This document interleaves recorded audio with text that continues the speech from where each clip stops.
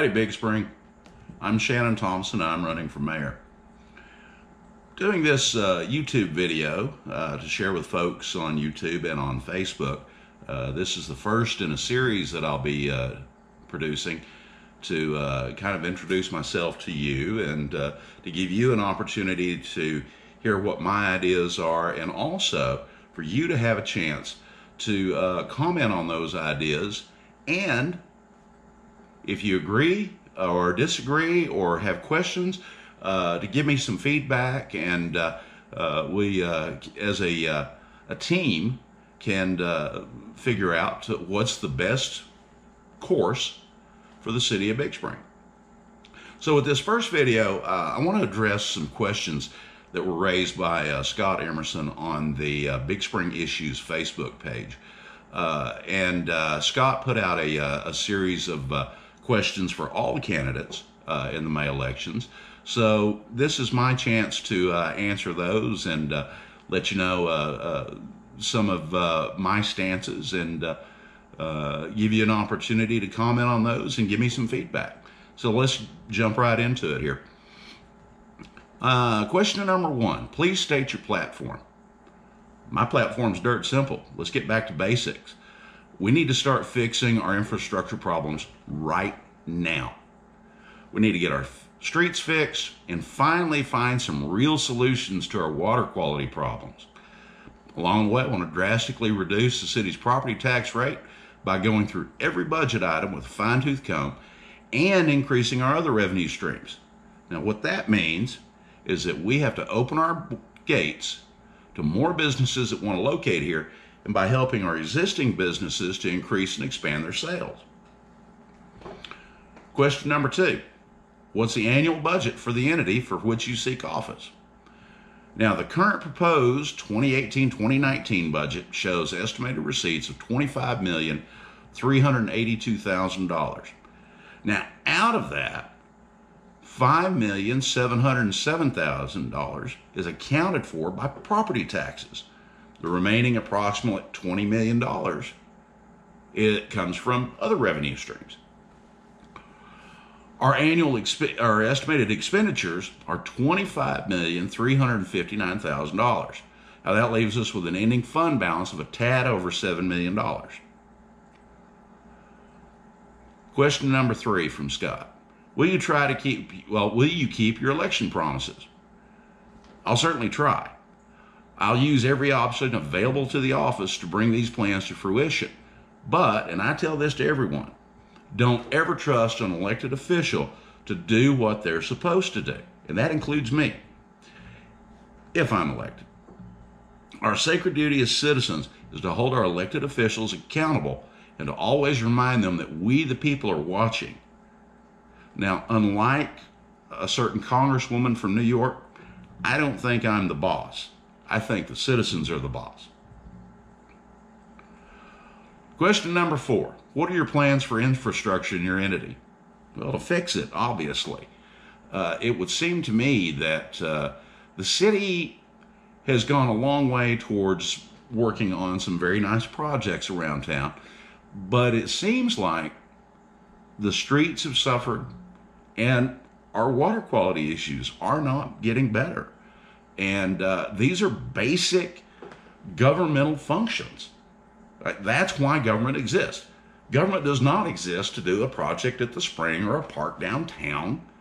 Government exists to supply the citizens with the basic needs. So good roads, good water, trash collection, police protection, fire protection, sewer. These are basics. And it seems to me that a lot of those basics are being ignored or neglected in favor of some of the fancier projects that are going on around town. Question number five, how do you feel about property taxes? I think property taxes are the most egregious form of taxation in existence. No other tax affects people in a worse way. In short, I believe that property taxes prevent you from ever really owning your home, because you'll always owe the government for your home. Now, on top of that, you throw on capriciously set tax rates by governmental entities and arbitrary values set by government appraisers, and you've got a tax that you just can't budget for. Now, that's a huge problem for folks on fixed incomes. And Big Spring is a certified retirement community.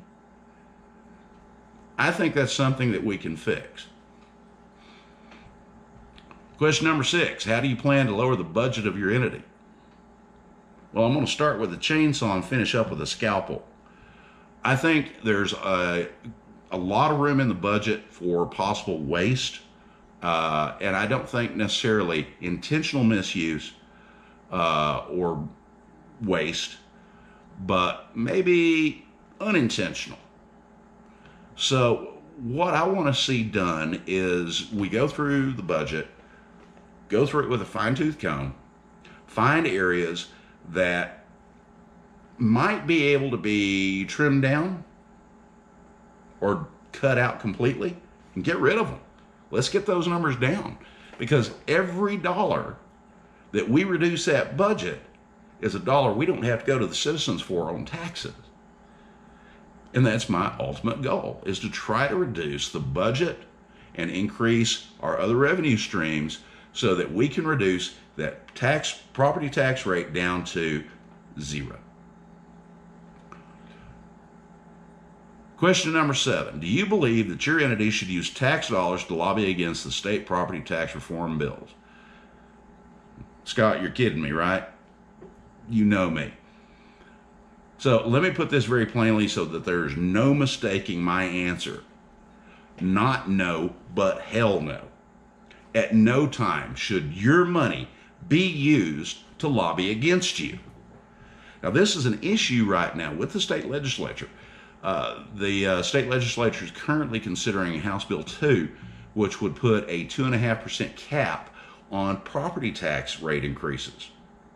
Now, the way the law works right now, if a taxing entity raises taxes over 8%, then the citizens can circulate a petition and get that tax increase put on the ballot for the citizens to decide. What HB 2 would do is lower that number down to 2.5%, and if a taxing entity raises taxes above that, then it would automatically go to an election by the citizens. And I'm always for more interaction by the citizens, more citizen government. I hate career politicians, but I'm a huge fan of citizen legislators. So, do I support lobbying by city governments using your tax dollars? Absolutely not. I'd never do it. I'd never approve of it. In fact, I won't even use my own time and money to lobby against the citizens because I don't believe in it. And let me add one other statement to that. And I think any council that ever votes to spend your tax dollars to lobby against you, I think the citizens ought to recall every one of them that votes for that immediately. Well, those are the 7 questions that Scott put forward on Big Spring issues. I know folks have got a lot more questions than that, and I'd be more than happy to answer those either in the group or in future videos. If you have an idea for a future video, by all means, please leave it in the comments on YouTube. Drop me a message on my Facebook page, Shannon Thomason for Mayor, or send it to me directly via Facebook. Friend me and send me a Facebook message. In the meantime, again, I'm Shannon Thomason. I humbly request your vote in the election for mayor on May 4th, 2019. And until I see you again, take care, God bless, and God bless Big Spring.